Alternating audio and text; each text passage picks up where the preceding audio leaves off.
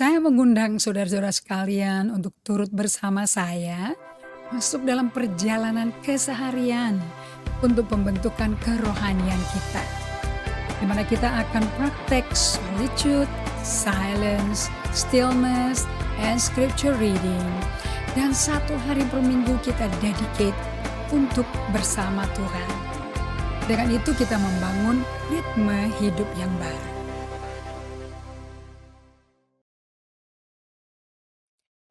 Selamat sore semuanya teman-teman terkasih dari Papua sampai Pulau Jawa, apa kabar? Ibu Triani, terima kasih. Senang sekali disemangati dengan mental siap belajar dari Sorong. Pak Martin, selamat Natal ya. Liburan kemana ini Pak Martin? Atau sibuk dengan sudah offline di Palangkaraya?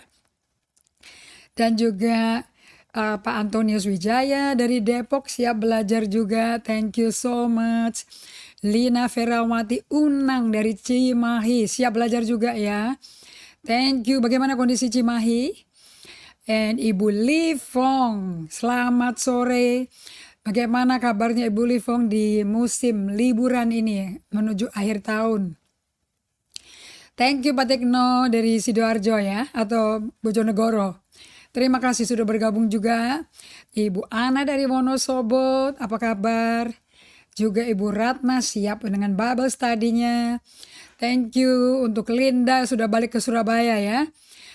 Siap belajar juga, thank you. Kata-kata yang menyemangati sekali bagi kami semua di sini. And Oma Heidi, thank you untuk bergabung. Tanti, terima kasih untuk juga sudah siap belajar. Halo Uti, apa kabar Probolinggo? Bagaimana kondisi di sana? Walaupun badai menerpa, tapi Tuhan tetap setia megangin Uti ya. Thank you untuk Judith. Apa kabar Ibu Judith Manalu? And dari Kute Bali. Waduh, Anda nulis Kute Bali jadi orang-orang Jakarta jadi ngiler tuh, kepingin ke sana juga tuh. Kalau nggak salah barusan banjir ya, kalau nggak salah minggu lalu ya. Tapi saya percaya sih kondisi di sana dengan pemandangan yang indah dari pantainya pasti menyenangkan sekali. Senang bisa ikut bergabung di Bible Study sore hari ini dari Kute Bali. Immanuel Alce, thank you, salam kenal ya. Budi Wahyono dari Tangerang, terima kasih sudah bergabung Pak Budi. And Ibu Tong Limin, selamat sore.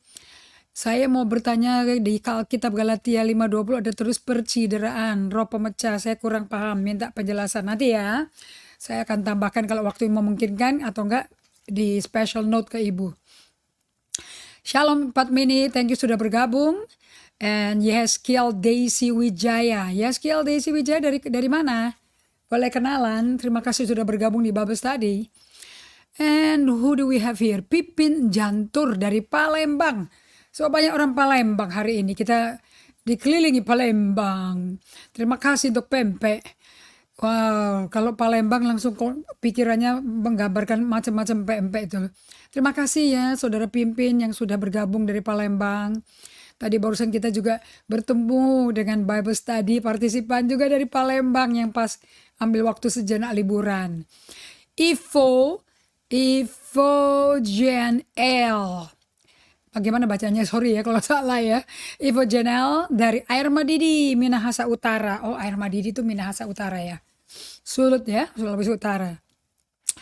And di Kuta aman, mantap. Oke, John Carl Tangku dari Jayapura. Thank you so much sudah siap belajar juga.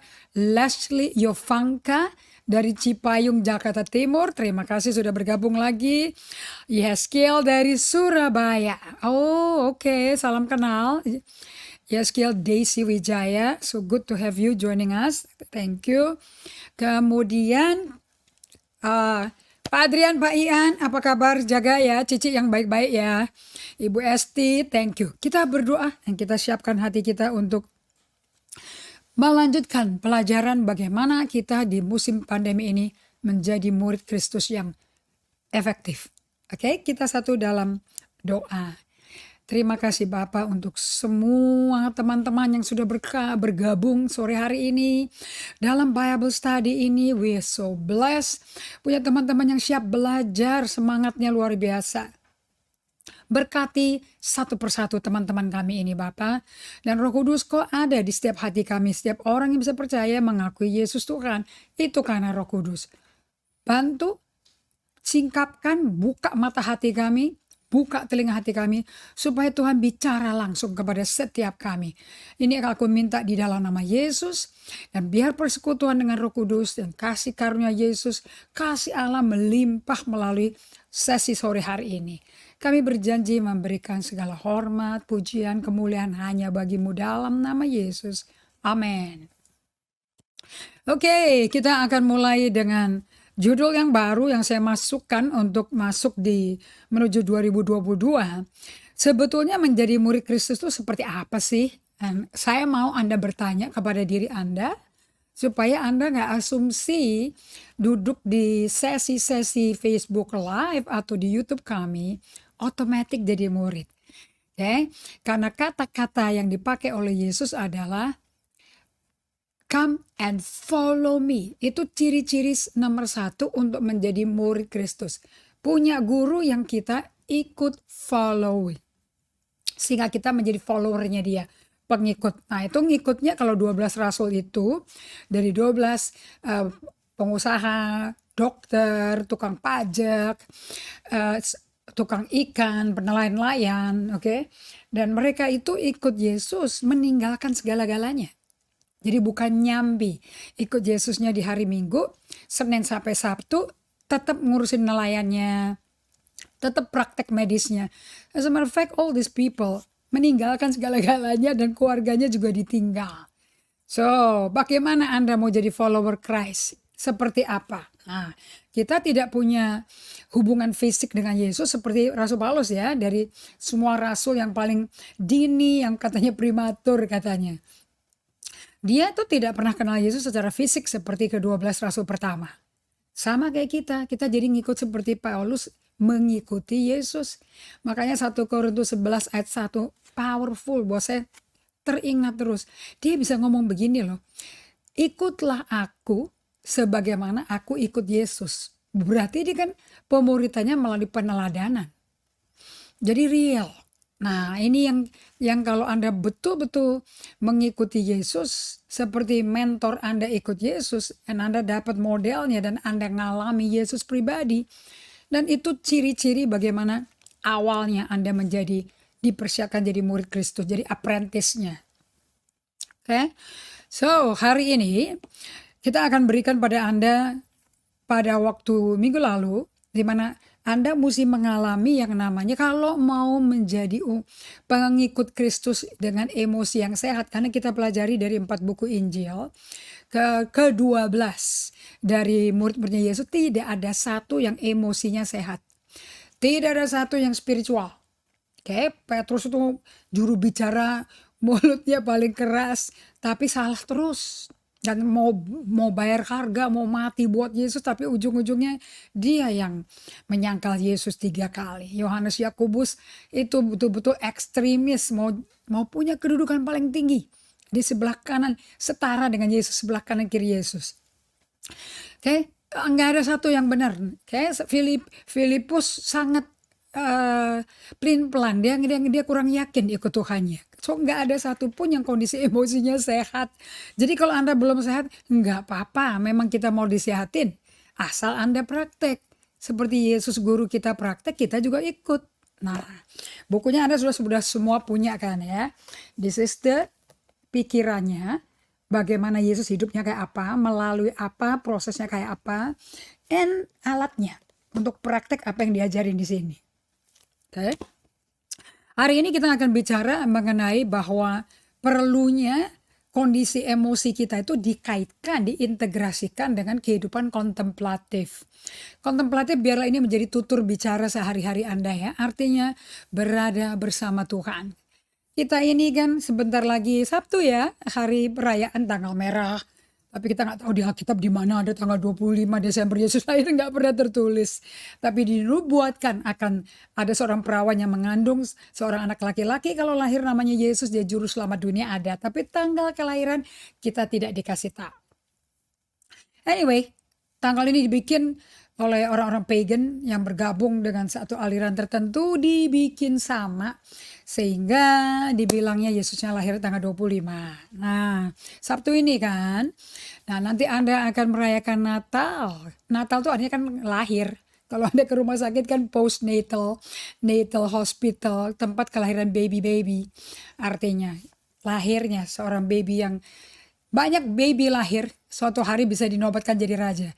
Tapi cuma satu raja yang lahir jadi bayi. Namanya Yesus. He's the king who was born as a baby. Ini nggak pernah terjadi ya. Nah, kita lihat bahwa kehidupan Yesus waktu di bumi sebagai manusia, Ibrani 5:7. Dia gandengkan, integrasikan, jadiin satu antara emosinya dia, yang Anda bisa lihat di kitab Matius 26, dan kerohaniannya dia. Anda juga bisa lihat sampai ke Matius 27 sampai ke Matius 28. Sampai dia bangkit dari mati. Itu diintegrasikan. Ini dihidupi oleh Yesus, dihidupi oleh Daud. Dihidupi juga oleh Ayub. Nah, kalau ini digandeng setiap hari, Anda perhatikan kondisi emosi, sehat nggak emosi kita ya. Rohanimu itu akan menghasilkan kedewasaan apa tidak tergantung kesehatan emosi. Ini nggak bisa nggak digandeng katanya Peter Scazzero. Dan ini menjadi revelation, ledakan yang luar biasa, pewahyunya meledak di hatinya dia. Nah, di bagian sore hari ini saya akan bagikan kepada Anda yang namanya kontemplatif ini sepanjang hidup kita, sepanjang sejarah itu apa sih sebetulnya definisinya. Saya udah bagikan mengenai definisi kesehatan emosi. Sekarang ke definisi kehidupan kontemplatif. Keduanya kalau diintegrasikan menjadi revolusi bagi hidup Anda. Di batinmu Anda akan mengalami Tuhan, ketemu Tuhan. Oke, nomor 1. Brother Lawrence. Ini dari jurnalnya dia yang dibukukan oleh murid yang meninggal oleh Brother Lawrence. Dia muridnya tulis Practicing the Presence of God. Bukunya tipis tapi itu kumpulan jurnalnya dia. Yang muridnya tidak mau buang tapi dikumpulin. Brother Lawrence mengatakan kehidupan kontemplatif itu adalah a pure loving gaze that finds God everywhere.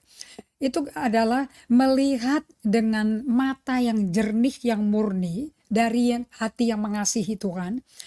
Itu kalau hati kita dan matanya bisa kelintas, ada Allah di situ, Anda bisa sadar Allah itu hadir. Itu Anda akan bikin kesadaran bahwa Allah itu beserta Anda itu jadi real. Nah, si Brother Lawrence hidupnya dikatakan, his business is only practicing being in the presence of God.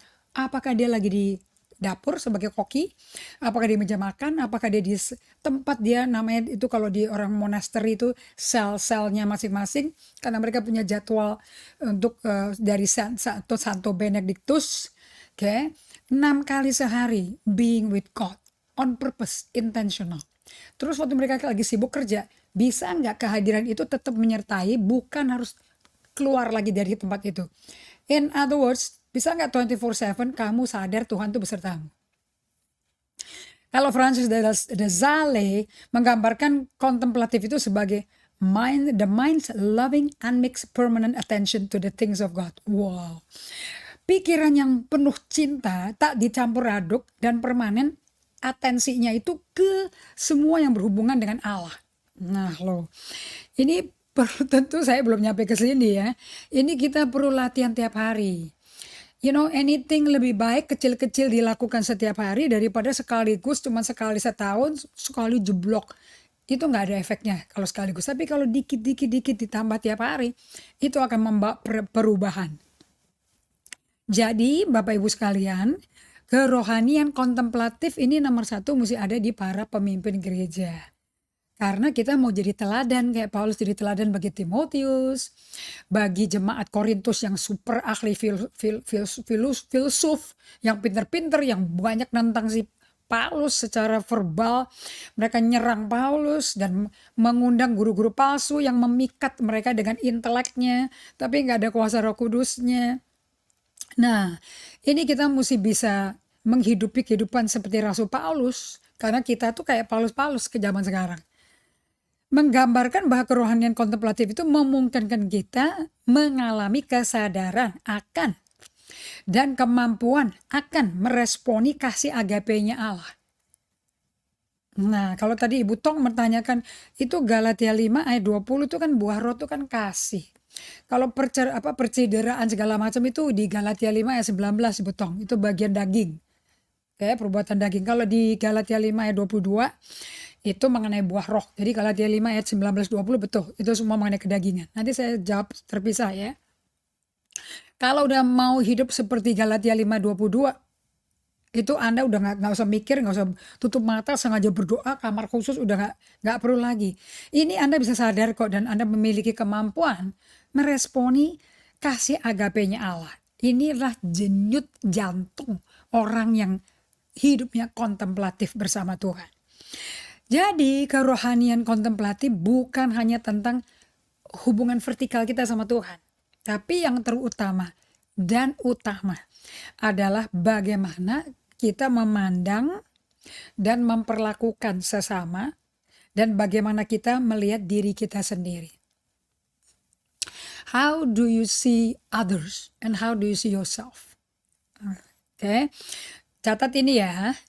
Ini saya belajar di seluruh buku EHS, apalagi EHR, jelas sekali bahwa tujuan utama kenapa emosi kita harus sehat, kenapa gunung es kita itu mesti dipenuhi, disembuhkan oleh hadirat Allah, menjadi rumahnya Allah. Karena ini berhubungan dengan Matius 22 ayat 37 sampai 40. Ada dua hukum ya, pengikut Kristus yang mau menjadi murid Kristus, hidupnya di bawah hukum ini, dua hukum ini. Alias Petrus Kasiro berkata, waktu Yesus muncul mulai pelayanan 3 tahun terakhir, dia ringkas 66 buku dengan dua hukum. Cintailah Tuhan Allahmu dengan segenap hatimu, kekuatanmu, pikiranmu, hatimu, dengan segenap ragamu. Dan cintailah hukum yang kedua yang sama dengan yang pertama. Cintailah sesamamu seperti Anda mencintai dirimu sendiri. Buat saya untuk mengerti hukum kedua, kalau tidak melakukan day by day tiap hari, nggak ngerti. Karena ini Tuhan yang bikin. Kita nggak punya kualitas elemen seperti ini, nggak ada, karena dosa merusak sistem kita. Nah, di dalam hubungan kontemplatif ini kita menemukan bahwa hubungan kita dengan Tuhan dan hubungan kita dengan sesama itu adalah merupakan kedua belas sisi dari sebuah koin. Jadi Anda kalau koin kan ada muka gambar Garuda sama nilainya kan. Jadi kalau satunya ini cinta Tuhan dengan segenap hatimu, yang satunya cinta sesama seperti Anda cinta dirimu. Untuk mencintai diri Anda mesti ngalami Tuhan dulu. Oke? Karena di dalam diri kita kan nggak ada yang baik. Roma 7 ayat 21 sampai 24. Ingat, binatang the beast itu ada di dalam kita, ada di luar. Kalau di luar tuh kultur dunia saat ini yang mengontrol kita. Kalau dalam kita itu binatang itu yang membuat kita nggak bisa sama sekali mentaati hukum-hukum Allah yang kita rindu dan suka, tapi akhirnya nggak dilakukan. Jadi jangan bilang ketaatan tuh gampang ya, and it's not spontan, itu butuh exercise. And being in the presence of God memudahkan kita mentaati. Jadi kalau kerohanian kontemplatif kita dengan Tuhan tidak menghasilkan a loving union, kesatuan cinta dengan Tuhan, akibatnya kita tidak menghasilkan hubungan mengasihi sesama manusia. Ternyata EHS, EHR tujuannya tuh ke situ. Kalau EHS ke Tuhannya dulu, cintanya tuh kembali. Anda bisa haus lagi sama Tuhan. Anda bisa rindu, lapar, dan haus akan Tuhan lagi, which is healthy. Makanya baca Alkitab, belajar Alkitab bukan paksaan. It's just a daily thing. Karena Anda dibikin sama Tuhan, rindu hadirat Tuhan. Lapar akan kebenaran firman-Nya. Roti mana dari surga itu lapar. Akibatnya Anda tetap setia di dalam hadirat Tuhan. Mazmur 37 ayat 7a. Mazmur 46 ayat 10. So, kita lihat ya, Rasul Yohanes ngajarin bagaimana hidup dengan dua sebagai satu koin ini. The coin is us. Satu mencintai sesama seperti kita mencintai diri kita. Satu mencintai Allah. Praktikumnya gimana? Ayat yang ke-7 sampai 21. Saudara-saudaraku yang kekasih, Setiap kali suratan para rasul pakai kata saudara, itu dialamatkan kepada orang sudah lahir baru. Sudah dipenuhi Roh Kudus. Nah, sudah pernah dibaptis Roh Kudus. Tapi belum tentu dipenuhi ya. Tergantung Anda mau ngisi bensin nggak tiap hari sama Tuhan. Ini bukan buat orang yang baru untuk orang yang baru pertama kali mau terima Yesus nggak cocok. Ini untuk gereja Tuhan. Marilah kita saling mengasihi. Sebab kasih itu berasal dari Allah. Jadi kalau Anda being in the presence of God, you are being infused dengan kasih Allah. Dan setiap orang yang mengasihi lahir dari Allah. It takes you a born, Yohanes 3 ayat 1-8. Ini orang-orang yang lahir bukan dari darah, bukan dari daging, tapi dari Allah. Bukan persekutuan jasmania orang, tapi dari roh Allah. Orang itu karena rohnya lahir dari roh Allah, dia lahir baru, makanya mengenal Allah. Karena ada Allah di dalamnya. Barang siapa tidak mengasihi, dia tidak kenal Allah. Sebab Allah adalah kasih. Dalam hal inilah kasih Allah dinyatakan di tengah-tengah kita. Bagaimana dinyatakannya? Yaitu bahwa Allah telah mengutus anaknya yang tunggal dalam dunia supaya kita hidup olehnya. Which is yang dirayakan saat ini kan. Nah, jadi benar dong ya yang dirayakan saat ini memang ada di firman. Cuman siapa yang menggenapinya di tanggal 25 Desember, I don't know. Inilah kasih itu. What is agape? Bukan kita yang telah mengasihi Allah loh. Anda jangan terlalu pede bahwa I love God dan kita harus cinta Tuhan. Cinta gak usah pakai harus-harus. Oke, itu keluar dari sama kayak suami istri. Suami kasihlah istrimu seperti Yesus mencintai gerejanya. Dan istri akan menghormati suami kalau dicintai. Inilah kasih itu. Bukan kita yang telah mengasihi Allah, tetapi Allah yang telah mengasihi kita. Dan yang telah mengutus anaknya sebagai pendamaian bagi dosa-dosa kita. Yesus lahir di bumi. Sebelum mati pun itu udah kasih Allah.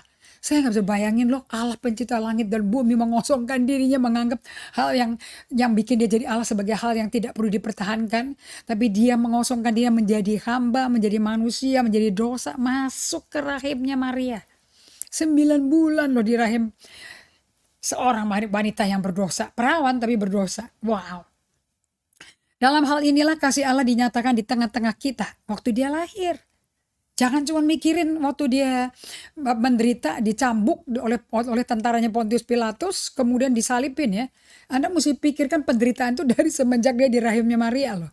Oke, waktu dia inkarnasi menjadi manusia, sakit dong. Yaitu bahwa Allah telah mengutus anaknya yang tunggal, satu-satunya aja, one and for all, ke dalam dunia supaya kita hidup olehnya.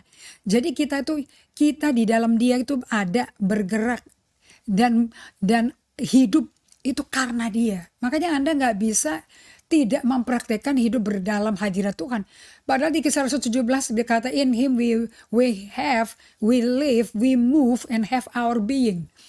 Jadi kita nih bisa berdiri melakukan segala-galanya itu karena dia ada dalam kita. Dalam hal inilah kasih Allah dinyatakan di tengah-tengah kita. Bagaimana? Bahwa Allah telah mengutus anaknya yang tunggal ke dalam dunia supaya kita hidup olehnya. Inilah kasih itu. Bukan kita yang telah mengasihi Allah, tapi Allah yang telah mengasihi kita, yang telah mengutus anaknya sebagai pendamaian bagi dosa-dosa kita. Saudara-saudaraku yang kekasih, jikalau Allah sedemikian mengasihi kita, maka haruslah kita juga saling mengasihi. Kalau vertikalnya kita benar, kita diinfus oleh Allah yang adalah kasih, of course kita akan bluber sebagai bejana, meluap-luap karena di setiap hari bludak.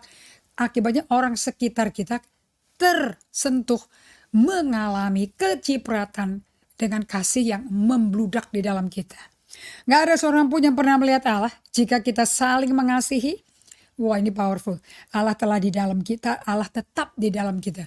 Jadi buktinya ada Allah apa enggak di kita. Daripada ribut, bingung ada Roh Kudus apa enggak, berbahasa roh apa enggak. Bahasa roh itu karunia, enggak menjamin apapun.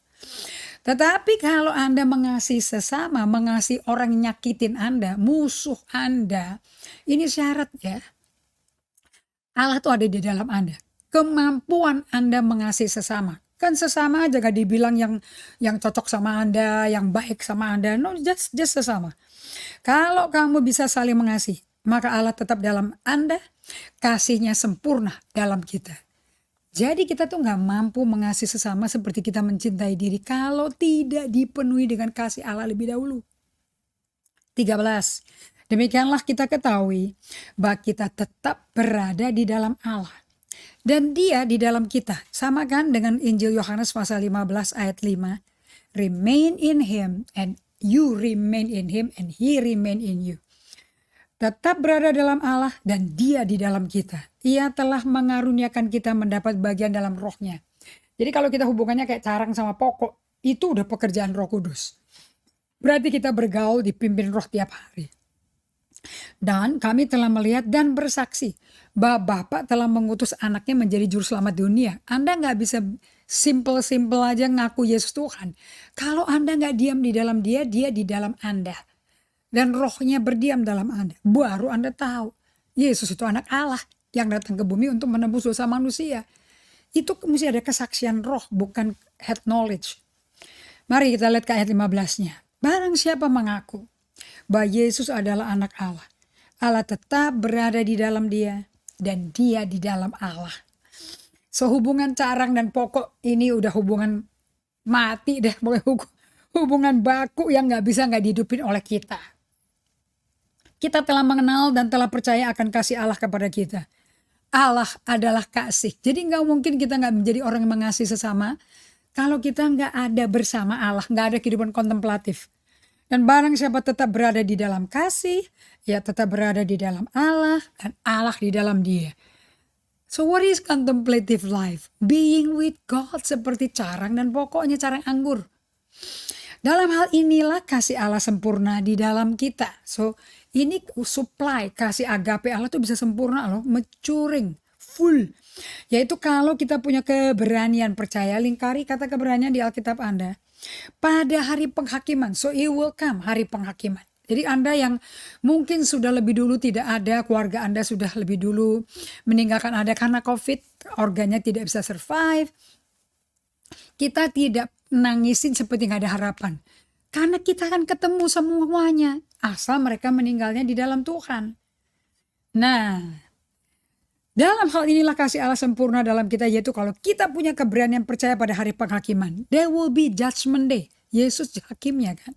Karena sama seperti Dia, kita juga ada di dalam dunia ini. As He is, so are we. Berarti Tuhan mau kita menjadi serupa Kristus di bumi dong. Dia tidak terlalu tertarik Anda ada di surga kan. Karena surga itu udah komplit untuk rumah bagi tiga bagian Allah, Tritunggalnya Allah. Tinggal bersama-sama dengan di bait Allah, di rumah Allah. Nah, kalau kita kan gak perlu, kita kan saat Roh Kudusnya berdiam di dalam kita. Di dalam kasih tidak ada ketakutan. Kasih yang sempurna melenyapkan ketakutan. Sebab ketakutan mengandung hukuman. Dan barang siapa takut, dia gak sempurna dalam kasih. Jadi kalau kita penuh ketakutan, kasih Allah bisa void loh. Kita mengasihi karena Allah lebih dulu mengasihi kita. Jadi apa effort kita tuh apa untuk bisa mengasihi sesama? Nol. Bagian kita cuma resipien. Seperti anak yang sedang dioperasi, dikasih infus dulu untuk menenangkan, tranquilizernya, obat penenangnya supaya dia nggak waktu dibuka ada operasi nggak sakit.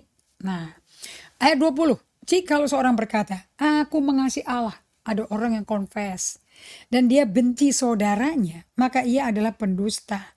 Karena barang siapa tidak mengasihi saudaranya yang dilihatnya, tidak mungkin mengasihi Allah yang tidak dilihatnya. Dan perintah ini kita terima dari Dia. Barang siapa mengasihi Allah, ia harus juga mengasihi saudaranya. Jadi kalau ada kebencian, tapi kalau karunia itu sekali diberi, dia tidak pernah menyesal. Dia gak akan tarik balik. Kalau Anda mengasihi Allah, Anda gak mungkin benci saudaramu. Kalau sampai benci saudaramu, ya Anda pendusta. Karena berkonflikting sama natur daripada kasih agape Allah. So hari ini kita mau gabung kesehatan emosi. Ini kenapa mesti sehat? Supaya kita bisa mengasihi sesama dengan baik. Karena kasih adanya di emosi. Kesehatan emosi ini mengkoneksikan kita dengan bagian dalam diri kita atau our interior life. Ini istilah-istilah yang dipakai sama Peter Scazzero yang saya juga mau introduce Anda supaya Anda terbiasa dengan vocabnya orang-orang yang hidup bergaul dengan Allah 24/7. Akibatnya kita memiliki kemampuan untuk memandang dan memperlakukan setiap individu sebagai orang yang berharga dengan diperlakukan dengan terhormat, yang diciptakan serupa gambar Tuhan dan bukan sebuah objek barang mati untuk dipergunakan. Anda bukan objek yang mau dipakai kita. Anda bukan barang mati yang bisa dipakai-pakai, yang bisa dipindah-pindah. Anda adalah pribadi serupa gambar rupa Tuhan. Oleh sebab itu, perlakukanlah setiap individu sebagai orang yang berharga dan diperlakukan dengan terhormat. So, kalau Anda bisa saling memperlakukan satu sama lain seperti ini, you are healthy. Now, hari ini saya mau bawa satu istilah baru bagi Anda semua. Untuk Anda tahu Anda nggak sehat atau Anda sehat, Anda perlu ini kunci yang memerdekakan banyak orang. The key adalah self-awareness, kesadaran diri.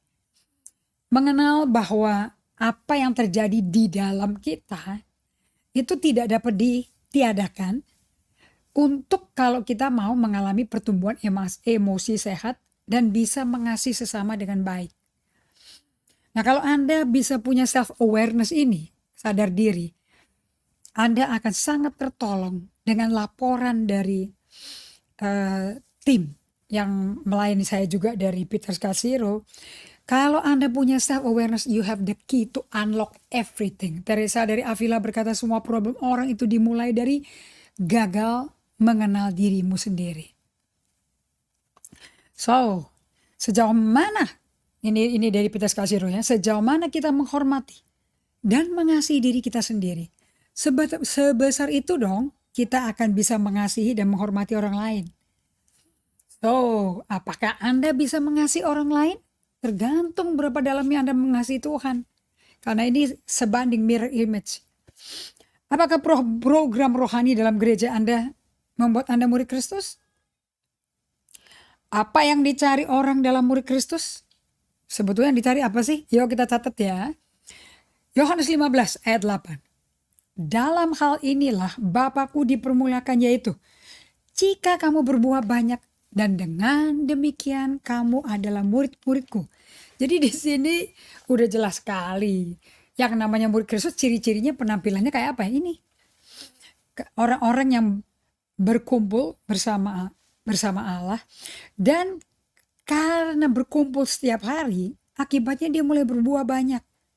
Dan ini kalau sampai ada buah kebenaran, buah kasih Allah, tujuan untuk memuridkan, tujuan untuk penyelamatan maksimum, mencapai tujuannya.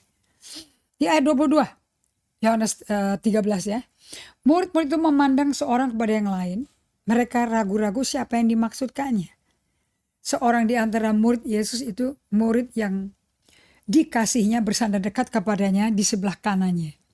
Kemudian kepada murid itu Simon Petrus memberi isyarat dan berkata, tanya dong siapa yang dimaksudkannya. Murid yang duduk dekat Yesus itu berpaling dan berkata kepada Tuhan, siapakah itu? Dan aku memberikan berita baru kepada kamu, yaitu supaya kamu saling mengasihi, sama seperti aku. Aku telah mengasihi kamu demikian pula kamu harus saling mengasihi. Kalau you say that you love God, then you have to love one another. Dengan demikian semua orang akan tahu bahwa kamu adalah murid-muridku, yaitu jikalau kamu saling mengasihi. So tujuan saya membawa ayat-ayat ini ke layar Anda supaya Anda perhatikan bahwa Tuhan juga mau semua, bahkan tidak saja orang, bahkan makhluk lain pun bisa mengasihi sesama. Kalau muridnya yang langsung bebal, gak bisa lihat seperti orang Israel, tidak apa-apa. Tuhan akan kirim orang-orang yang cocok untuk menolong Anda bisa hidup dengan menjadi dua sisi koin. Oke, jadi mengasihi sesama itu tanpa syarat adalah kondisi emosi sehat yang perlu Anda intensionalitaskan, dikembangkan, tapi tidak bisa autopilot. Ini semua ada intensional, ada kesengajaan, ada kemauan, ada ngatur jam alarm, semuanya itu ada. Perubahan itu sakit, saudara. Karena udah kebiasaan melakukan yang tidak dilakukan. Nah, kesehatan emosi bukan sekadar tentang kesadaran diri kita atau relasi-relasi kita, tapi kesehatan emosi berdampak pada gambar dan rupa Allah kita. Nah, Anda tuh bisa nggak? Sebetulnya Anda tahu nggak sih kalau kita dimuridkan tuh diapain sih? Kita dibuat menuju serupa, segambar rupa Allah. Nah, jadi kalau kesehatan emosi itu bukan sekadar dong kesadaran diri kita dan relasi-relasi kita, tapi sampai emosi kita sehat, itu dampaknya tuh pada gambar rupa Allah kita. Kepekaan mendengar, itu tajam sekali. Saya dengar beberapa murid. Memahami kehendak Allah. Jadi memahami kehendak Allah itu gandengnya being in the will of God. Berada di dalam hadirat Tuhan. So, bagaimana caranya nih untuk bisa memulai contemplative life? Bagaimana supaya emosi kita bisa sehat? Anda mesti saya perkenalkan dengan kata-kata mujizat yang luar biasa. Kalau nggak diperhatikan, kandas kita. Mudah sekali terseret arus. Ini namanya adalah, untuk saya bisa bagikan ya. Ini Anda untuk belajar mengasihi sesama tanpa syarat. Itu bukti bahwa Anda tuh kondisinya emosinya sehat loh. Yang perlu secara intensional hari per hari memang dikembangkan. Tapi kita jangan tergoda masukin gigi kita, gigi kendaraan itu ya, ke manual, jangan. Dan kondisi kesehatan emosi bukan tentang sekadar kesadaran diri kita dan relasi-relasi kita. Bagaimana hubungan kita dengan relasi, dengan orang-orang yang kenal saya, merasa kenal saya. Tetapi bisa nggak kita tetap sehat emosinya yang memberi dampak pada orang itu. Bagaimana pemberiannya, bagaimana rupa Allahnya. Kepekaan mendengar Bapa Surgawi kita dan kemampuan memahami kehendak Allah. Itu kunci Bapak Ibu sekalian untuk bisa hidup menjadi manusia rohani. Oke, nah sekarang kalau saya perhatikan baik-baik kondisinya saya, lebih baik saya jadi contoh. Waktu saya pertama kali, karena tertegun ya, dikasih Tuhan suruh ambil buku ini. Pada waktu kita mau kontemplatif, kita perlu ada tahapan-tahapannya. Yang pertama, solitude. Artinya Anda mengundurkan diri berada di tempat di mana Anda bisa menerima sebagai resipien kasih dan hadirat Allah. Supaya Anda bisa memberi kepada sekitar Anda. Untuk bisa begitu Anda mesti kenal namanya kurangi kecepatan. Ya, kedua kata ini perlu dihafalkan.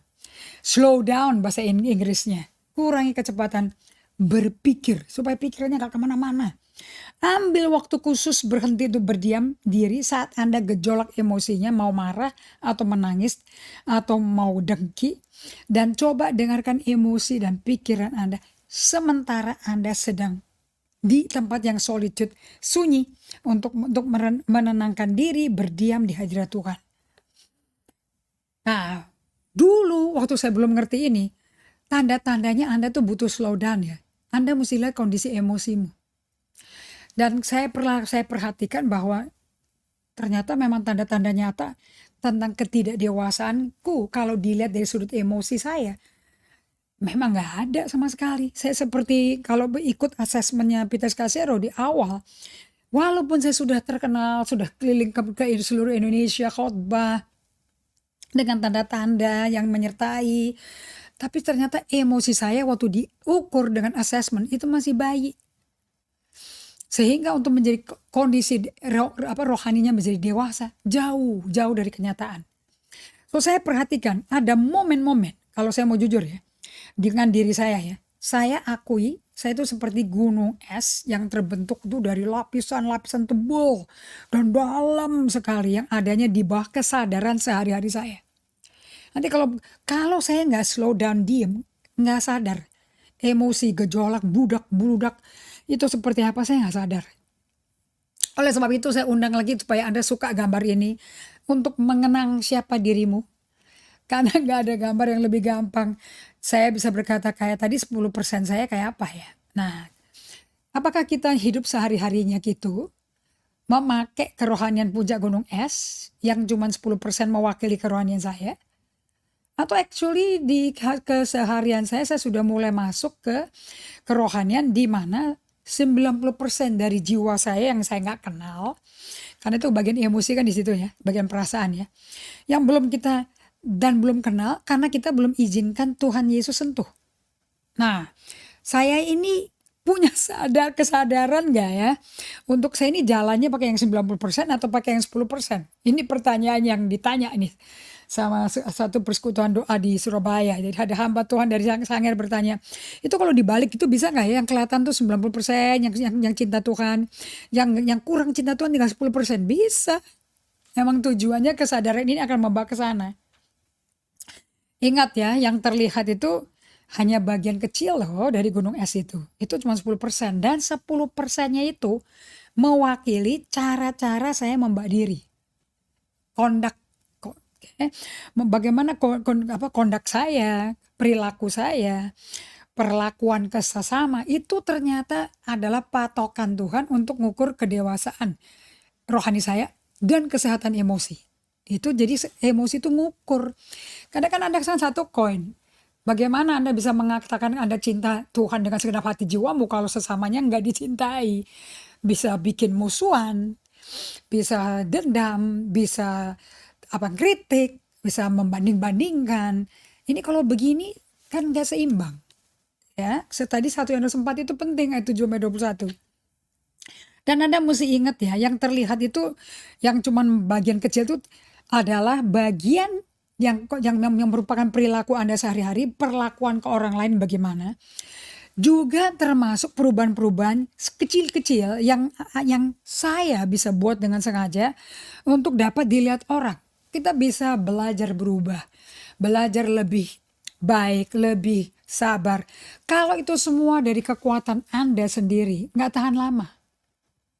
Tapi kalau Tuhan yang sentuh, beda. Nah, makanya kontemplatif itu penting. Karena itu tempat di mana Anda betul-betul sedang bersama Allah.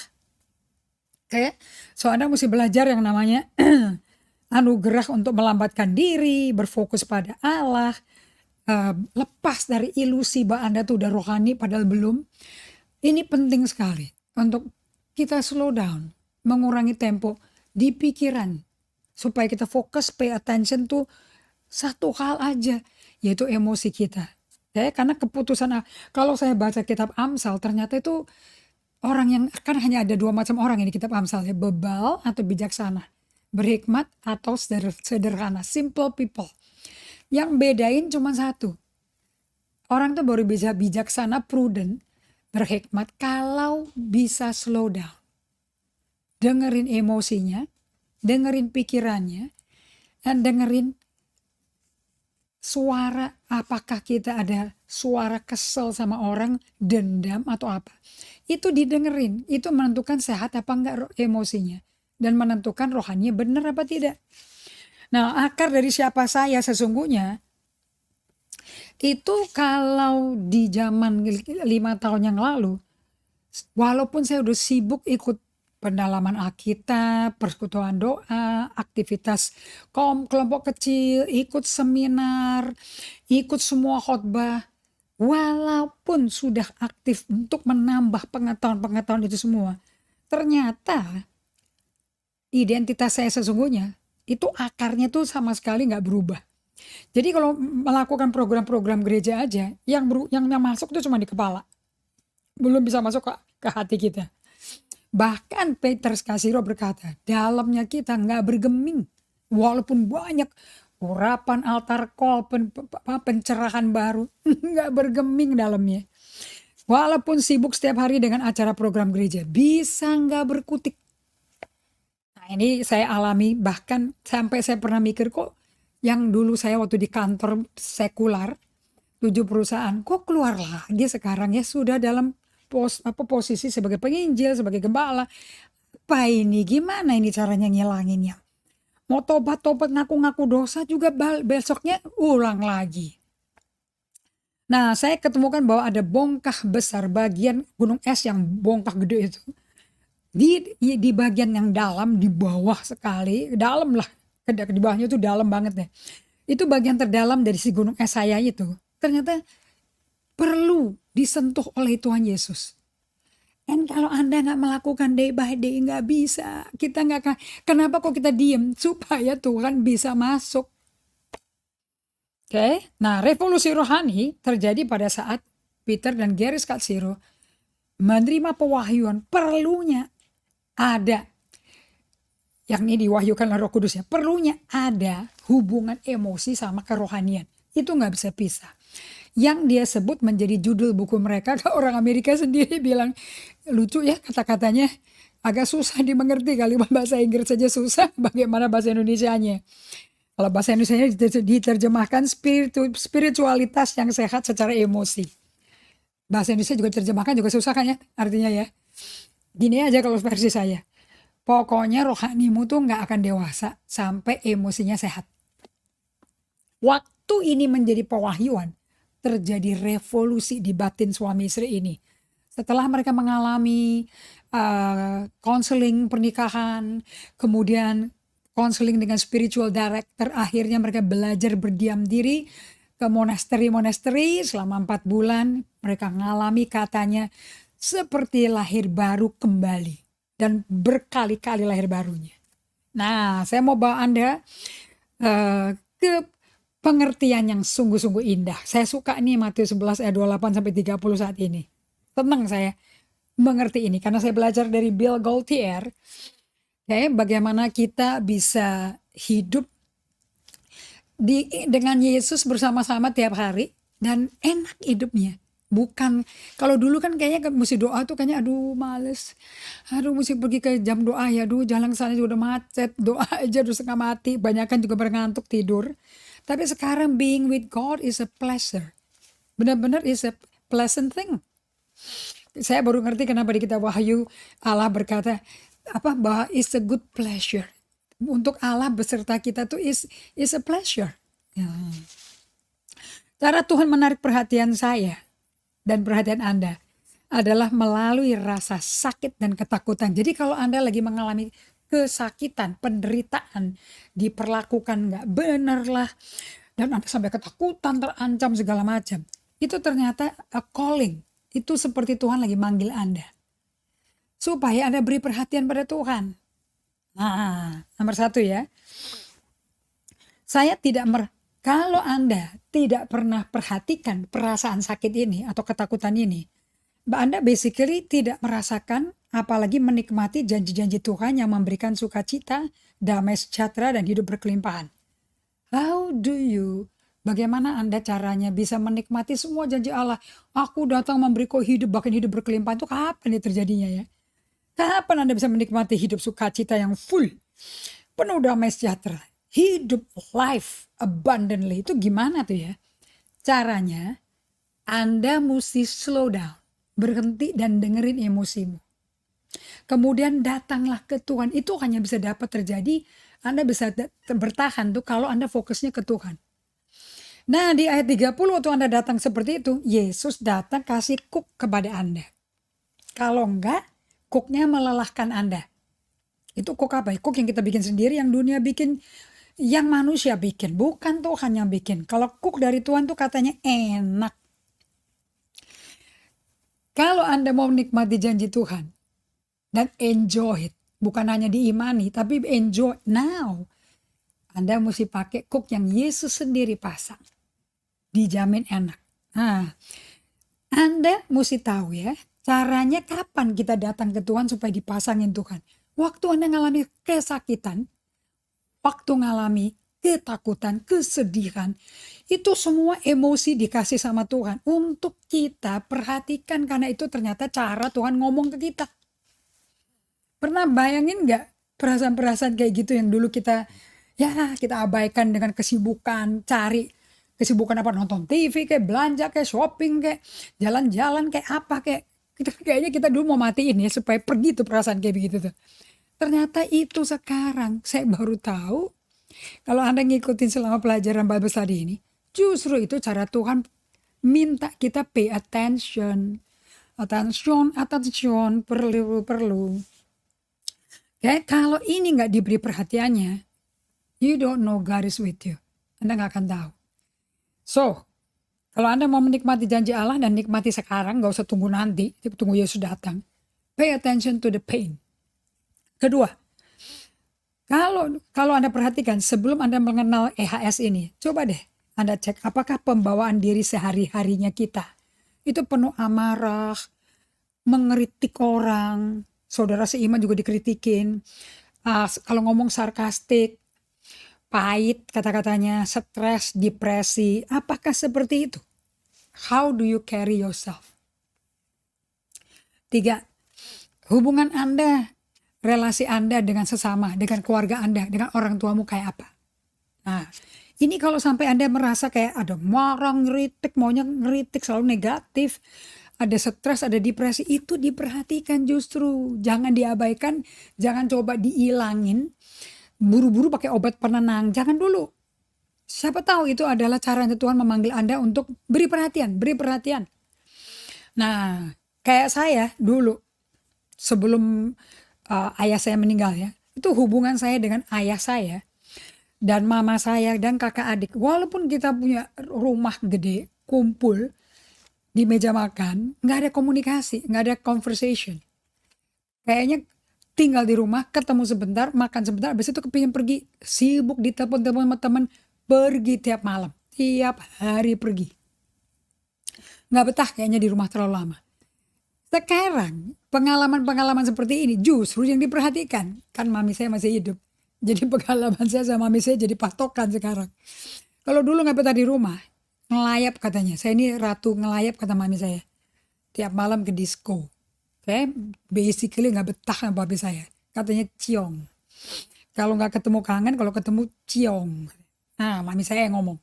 Tapi kalau sekarang saya bisa betah, seneng berada di rumah.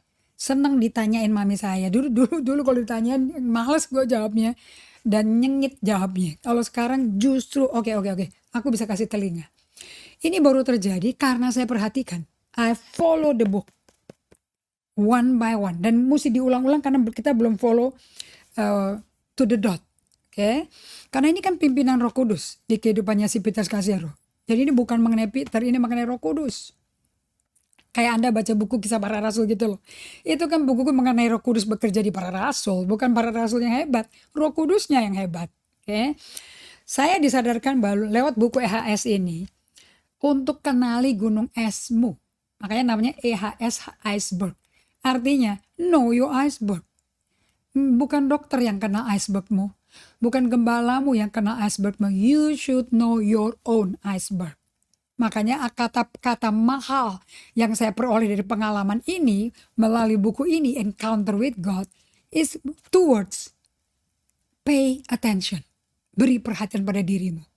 Kalau kamu gak cinta dirimu, kamu gak akan beri perhatian ke dirimu. Bagaimana bisa kasih perhatian pada orang lain? Orang dirimu jadi cuekin, ya orang lain dicuekin dong. Jadi, kalau Anda dingin sama orang, berarti Anda dingin sama dirimu. Keserupaan gambar rupa Kristus yang adalah gambar otentikmu dicuekin. Anda nggak peduli with the whole humanity of you. Bahwa selama ini saya tidak menghormati diri saya sebagai manusia utuh yang diciptakan serupa gambar Allah. Itu bukti itu yang membuat saya sulit mengasihi sesama. Oke, Anda mungkin lebih suka mainan game, Anda lebih suka, kalau saya shopping, Anda lebih suka jalan-jalan, tapi jalan-jalan kalau sama saya mesti shopping. Oke, nah saya alami 30 tahun kayak gitu loh. Bukankah Tuhan itu panjang sabar, kalau bahasa Inggrisnya long suffering. Ya nunggu satu manusia ini 30 tahun kan Yesusnya saya bikin suffer long. Nah seperti Ayub itu terkenal sebagai manusia yang sabar, tekun menunggu Tuhan bekerja di dia sampai Tuhan datang mengunjungi dia, sampai dia mengalami transformasi, kesembuhan, restorasi, pemulihan total. Itu dia dikenal sebagai Ayub yang sabar, terkenal sebagai orang yang sabar dan tekun atau sabar dalam ketekunan. Apakah Anda mau punya predikat seperti itu, seperti Ayub? Kalau Abraham sahabat Allah, Ayub itu seorang yang sabar dalam ketekunan dengan Allah. Kalau saya tidak baca buku EHS ini, nggak terdeteksi loh sama sekali sampai adanya hubungan kerja dekat sama saya. Hubungan kerja dengan Allah dengan saya.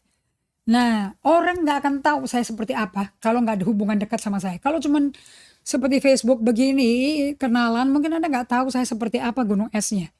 Berapa berapa banyak gunung es yang di bawah, yang dalam, yang belum tersentuh. Tapi kalau kerja sehari-hari bisa tahu, emang gunung esnya belum sehat.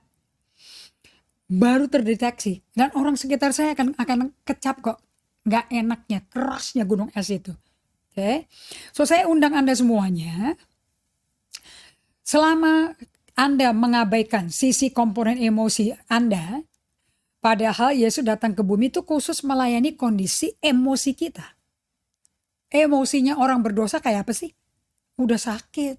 Nggak ada emosi orang sehat setelah jatuh dalam dosa. Dan begitu kita lahir baru nggak langsung sehat. Itu proses perjalanan sampai Yesus datang kedua kali. So saya tulis di sini ya. Selama ini saya abaikan selama 30 tahun yang lalu ini. Sepanjang 30 tahun jadi Kristen dan 5 tahun terakhir ini. Saya itu abaikan sisi komponen emosi saya. Padahal Yesus datang ke bumi khusus melayani kondisi emosi manusia berdosa yang sudah sakit. Anda tahu nggak, saya itu dapat Yesaya 61. Itu berkali-kali. Saya pikir jadi bahan khotbah. Sebetulnya buat saya, bukan buat khotbah. Dasar saya pengkhotbah, jadi apa-apa dikhotbahin. Padahal belum ngalami. Nah, sekarang melalui buku EHS, udah deh, ngalami dulu baru bisa ngomong. Kita lihat Lukas 4 ayat 16-21. Khotbah Yesus pertama di Bait Allah setelah lulus ujian padang gurun, dicobai oleh iblis atas kehendak Roh Kudus. Lihat khotbahnya dia ngomong apa. Ayat 16, ia datang ke Nazaret tempat ia dibesarkan. Dan menurut kebiasaannya pada hari Sabat, penting ya hari Sabat, ia masuk ke rumah ibadat, lalu berdiri hendak membaca dari Alkitab. Kepadanya diberikan kitab Nabi Yesaya dan setelah dibukanya, dia menemukan nas di mana ada tertulis. Roh Tuhan ada padaku, oleh sebab ia telah mengurapi aku untuk menyampaikan kabar baik kepada. Satu, lihat nih target fokus pelayanan Yesus. Satu, orang-orang miskin. Orang-orang miskin yang mau miskin rohani, miskin ekonomi, miskin ide, miskin pengetahuan, you are poor in everything. Bagaimana kondisi jiwa orang kayak begini? Depresi bukan? 2. Dan dia telah mengutus aku untuk apa? Memberitakan pembebasan kepada orang-orang tawanan. Anda kalau ke penjara, lihat orang tertawan di penjara. Orang itu bahagia nggak? Atau mukanya gloomy semua. Depresif sekali. Oke? Lihat nih, orang-orang sakit jiwa semua nih. 3. Memberi penglihatan bagi orang buta. Mau buta fisik, mau buta rohani, anything. Kalau orang yang buta tentu tidak bisa mendapat kenikmatan melihat dunia.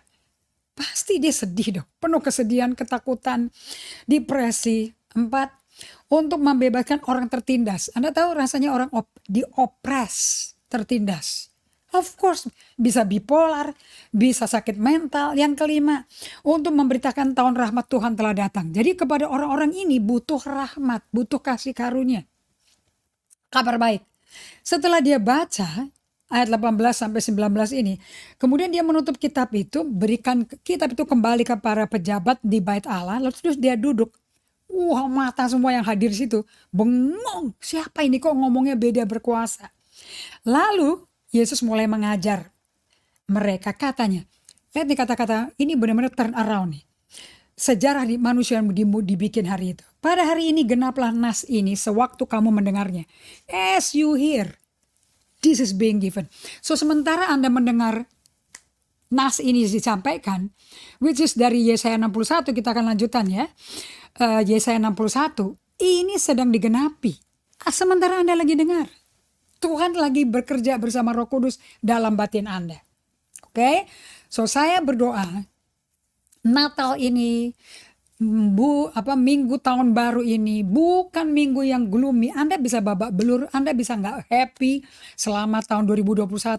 Anda bisa benar-benar depresi atau stres. Don't worry. Allah menjamin kau milikku, kau biji mataku, you belong to me. Pokoknya kita milik Allah dan Allah punya perencanaan gila-gilaan yang membuat Anda itu menjadi fokus utama. Untuk Anda bisa mengalami kebaikan Tuhan, you pay attention to God. Segala sakit, sedih, apapun yang Anda alami, pakai itu sebagai undangan Tuhan membuat Anda melihat pada Tuhan. And look, Tuhan akan bertemu dengan Anda di sepanjang Natal dan malam tahun baru ini. And see how your life di 2022 akan starting strong. Oke, mari kita berdoa.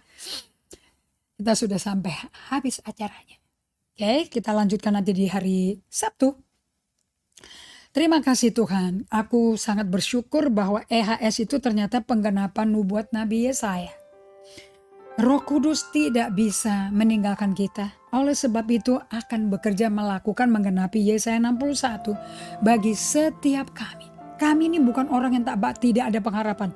Kita adalah satu-satunya makhluk ciptaan Tuhan di bumi yang 100% dijamin pengharapan. Seperti Ayub direstorasikan karena Allah Maha Pengasih Penyayang. Kita pun akan mengalami yang sama. Saya declare hari ini bahwa akhirnya kita semua akan lebih mulia daripada awal kita. Bapak, aku berdoa semua yang belajar hari ini mengalami restoratif work selama mereka melakukan pekerjaan kontemplasi bersama Tuhan. Aku minta penyertaan Roh Kudus membuat apa yang difirmankan Yesus digenapi setiap hari selama umatmu datang padamu. Dalam nama Yesus kami berdoa dan syukur. Amen.